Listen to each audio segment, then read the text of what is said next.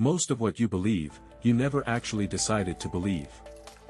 You think you chose your religion, your politics, your taste in music, your opinion on pineapple pizza.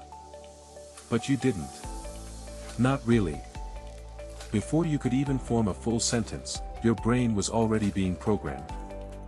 By your parents. By your school. By the stories you absorbed before you had any filter. This isn't a conspiracy. It's just how human cognition works. We are social creatures. Our brains evolved to survive in tribes. And in a tribe, conformity beats originality. Every time. Independent thinking sounds noble. But it's biologically expensive. Your brain burns 20% of your calories. It wants shortcuts. And the shortest shortcut is, believe what your group believes. Here is the first uncomfortable layer: you never had a choice. Think about your first language. You didn't choose it. You absorbed it. And language isn't neutral. It comes with built-in assumptions. Values. A whole worldview baked into the grammar. Every word you use carries centuries of hidden bias.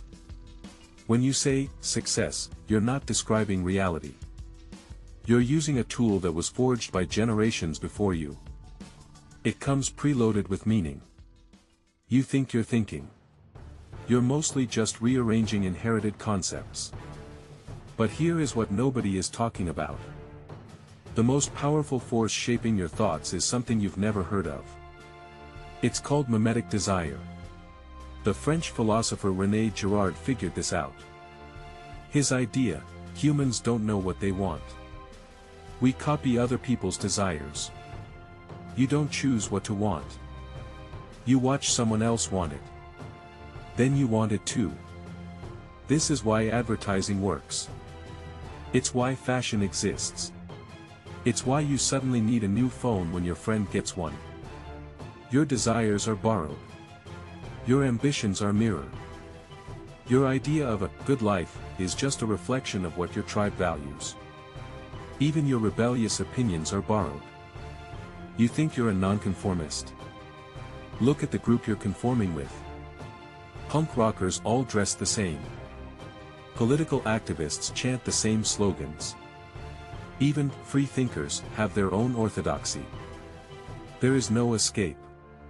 Because the very tools you'd use to think independently, language, logic, concepts, are all inherited from the culture that programmed you. This is where it gets really interesting. You can't step outside your own mind. You can't examine your beliefs from a neutral position. Because there is no neutral position.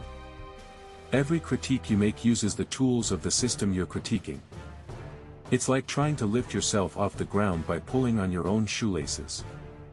Philosophers call this the hermeneutic circle. You can never fully escape your own context. So what do? Most people never even ask the question. They live their whole lives inside borrowed thoughts. They defend opinions they never chose. They fight for values they absorbed by accident. That's the default human state. It's comfortable. It's easy. It's why most people never think independently. But you're watching this video. Which means something in you is already suspicious. Here's the dark truth: even this realization won't free you. You'll still be shaped by your culture. You'll still inherit most of your beliefs. You can't opt out of being human. But you can do one thing. You can become aware of the borrowing. You can catch yourself in the act of mimicking. You can ask, did I actually choose this belief, or did I inherit it? That question alone is the only edge you get. It won't make you a pure independent thinker. That's impossible. But it will make you a more skeptical borrower. And that's the difference between living on autopilot and living with your eyes open. Most people never ask. They never wonder. They never feel the discomfort of not knowing where their thoughts came from. You just did. That's the first step. The only step that matters. Your thoughts aren't yours. But now you know. And knowing changes everything. Because once you see the invisible cage, you can stop pretending it doesn't exist. You can start choosing which borrowed thoughts to keep. You can become a better editor of your own mind. That's not freedom. But it's the closest thing we get. Subscribe to Human Code. Because the most dangerous thought is the one you never question.